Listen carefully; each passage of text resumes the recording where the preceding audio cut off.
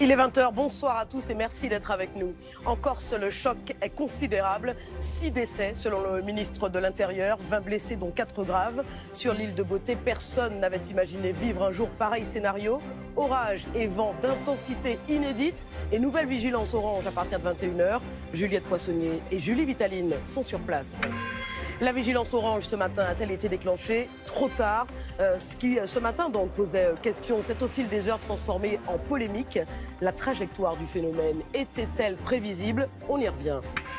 6 vies brutalement fauchées, 20 blessés, dont 4 en urgence absolue ce soir. Ce sont les chiffres du ministre de l'Intérieur. En Corse, la stupeur est totale. Jamais l'île de Beauté n'avait été confrontée à un épisode orageux aussi brutal, aussi intense. Le vent a même soufflé en rafale jusqu'à 224 km/h à Marignana, en Corse du Sud. Retour sur une journée cauchemardesque avec Alexandre Allais, Pierre-Simon Poli et Jacques-Paul Stéphanie. Dans un vacarme assourdissant, de violentes bourrasques. D'une telle... 7 habitants se réveillent à 8 h ce matin, sidérés. Cette terrasse est sans dessus-dessous, prise dans la tempête. Sur celle-ci, en quelques minutes, tout s'envole. Peu de temps après, des pluies diluviennes s'abattent. Il y a des tempêtes tropicales. À l'aéroport d'Ajaccio, ce container est projeté sur plusieurs mètres. Des rafales jusqu'à 224 km/h sur l'île. Ça y est, blocade! Oh putain! Un phénomène tellement violent qui, selon le ministre de l'Intérieur, a fait 6 morts et 20 blessés, dont 4 graves. Le sud de l'île a été particulièrement touché. À Vico, dans ce camping, une adolescente de 13 ans est décédée, victime de la chute d'un arbre sur son bungalow. Cette touriste est encore sous le choc. Branches d'arbres qui tombaient de partout, quelque chose d'assez impressionnant. Et on est vite allé se réfugier au sanitaire pour essayer de... Et on voyait tous les gens courir partout. Ouais, très compliqué. Cette Italienne fait partie des blessés. Un arbre est tombé sur sa tente. J'étais à genoux pour empêcher ma tente de s'envoler. J'ai senti une violente douleur au dos, mais je me suis vite sauvée. À quelques kilomètres de là, à Foggia, sur la plage du Liamone, un morceau du toit de cette paillote s'est abattu sur la voiture d'une femme de 72 ans. Malgré les efforts de son mari, elle est décédée. La femme était allongée à côté de la voiture, en arrêt cardiaque. À Calvi, ce centre de vacances est défiguré. Arbres arrachés, rues balises. C'est là qu'un homme de 46 ans a lui aussi trouvé la mort après la chute d'un arbre sur son bungalow. Enfin, à Erbalunga, les secours maritimes ont retrouvé une kayakiste et un pêcheur de 62 ans dans le golfe de Girolata. La journée commençait à peine lorsque le phénomène a frappé l'île. Je vous propose de revenir minute par minute sur le parcours de cet épisode orageux avec Paul-Luc Monnier et Lucille Feuillebois. D'abord, un épais nuage au loin. Puis très vite, un vent puissant et une pluie soutenue. À l'ouest de la Corse ce matin, il est un peu plus de 8 h 15. Ajaccio est l'une des premières touchées. Les habitants filment. Sur les balcons, tout s'envole. Le vent s'est levé brutalement en quelques minutes. Et tout le littoral est touché. 150 km plus au nord à Calvi, il est 8 h 45. Dans cette rue, le déluge. Plus loin, cette pergola est mise à rude épreuve. Je peux pas les fermer, il y a trop de vent. Même jardin, quelques minutes plus tard. Ah bah le transat, il est où? Un arbre centenaire, déraciné. L'orage, lui, poursuit sa course, vers le nord-est. L'île Rousse est touchée vers 8 h 55. Ici, une zone industrielle, sous des trompes d'eau. Quelques minutes plus tard, à l'extrême nord de l'île, le Cap Corse est touché à son tour. 9h15, la mer se déchaîne. Les bateaux se rapprochent dangereusement les uns des autres.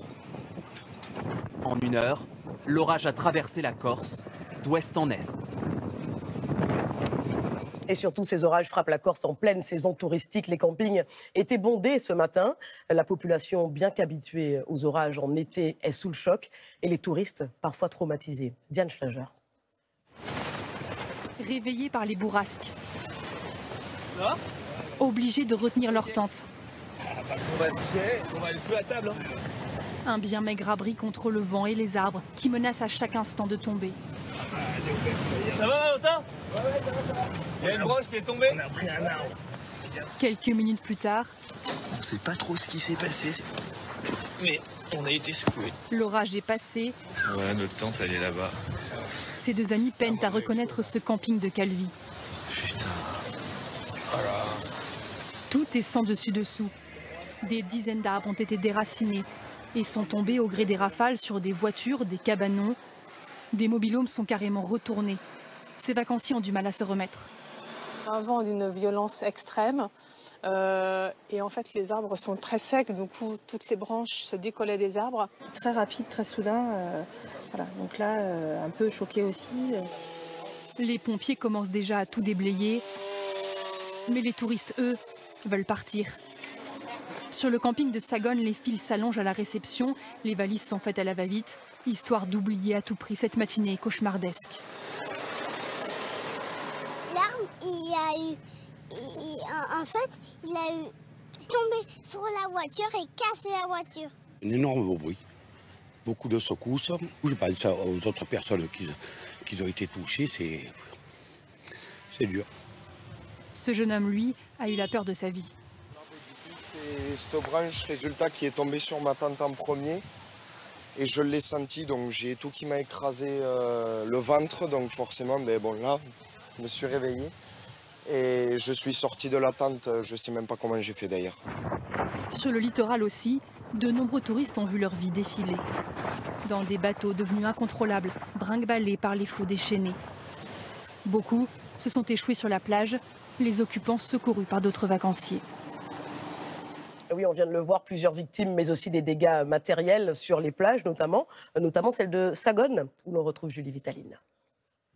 Ici, nous sommes sur une plage de cette façade ouest de l'île de Beauté, très malmenée ce matin par les orages. Et regardez, les dégâts sont parfois flagrants. Ce bateau a été propulsé sur le sable par ces vents très violents. Alors c'est typiquement ce que redoutent les sauveteurs en mer. Ici, depuis ce matin, les appels de détresse en provenance de navires en danger se multiplient. Pour y répondre, de nombreux moyens nautiques sont mobilisés et puis surtout 5 hélicoptères et même un avion de la sécurité civile qui tourne en permanence au-dessus de la mer en reconnaissance pour éviter de nouveaux drames. Alors cette vigilance orange a été déclenchée à 8h ce matin, quelques minutes à peine avant le passage des orages, de quoi susciter des réactions extrêmement vives. Ce soir, Météo France concède avoir été surpris par une situation exceptionnelle et difficilement prévisible. Quel est donc ce phénomène qui a pris tout le monde de court? Jules Longchamp, Manon Martel, avec Éric Delagneau. Une mâchoire dans le ciel, prête à s'abattre sur la côte. En 1 heure à peine, ce gigantesque nuage opaque a déferlé sur la Corse. Quel est ce phénomène météorologique?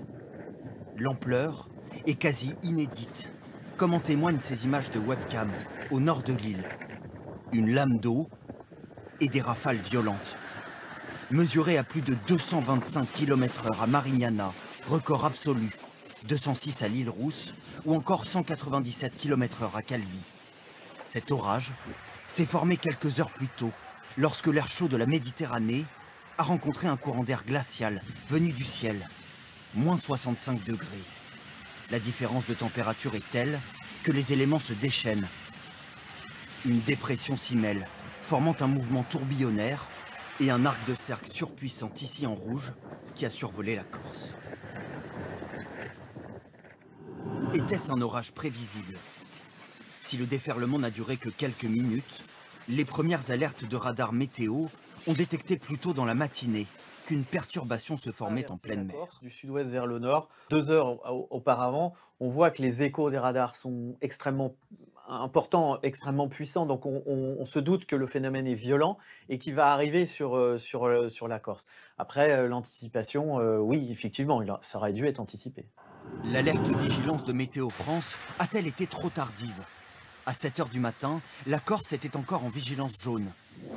Météo France n'a déclenché la vigilance orange qu'à 8 h, au moment même où la tempête frappait l'île. On a été un peu surpris par les valeurs des rafales. Même si on arrive de mieux en mieux à anticiper et à prévoir certains de ces phénomènes, parfois les modèles hésitent parce qu'ils ne représentent pas assez bien encore ces phénomènes très localisés. Ce soir, la Corse reste sous la menace d'un nouvel orage. Des trombes marines pourraient être observées. On va partir à Bastia. Bonsoir Juliette Poissonnier. Nouvelle vigilance orange dès 21 h, on en parlait à l'instant. Et ce coup-ci, Juliette, des évacuations sont prévues. Oui, c'est une évacuation d'ampleur qui est en cours. Des milliers de vacanciers doivent quitter leur camping. En Corse du Sud, cela concerne toutes les personnes qui logent sous des tentes. Et en Haute-Corse, dans la région de la Balagne, tous les campeurs sont en train d'être évacués, qu'ils soient sous des tentes ou dans des mobil-homes. Les préfectures ont demandé aux communes d'organiser leur mise à l'abri et leur accueil dans des structures communales comme des gymnases ou des salles des fêtes. Ici, de nouveaux orages sont attendus dans la soirée et dans la nuit avec des pluies très intenses, des chutes de grêle et des fortes rafales de vent allant jusqu'à 100 km/h et parfois tourbillonnaire. L'épisode devrait toucher surtout la façade ouest de la Corse. Merci beaucoup Juliette et merci à Virgilie Ado qui vous accompagne à la caméra.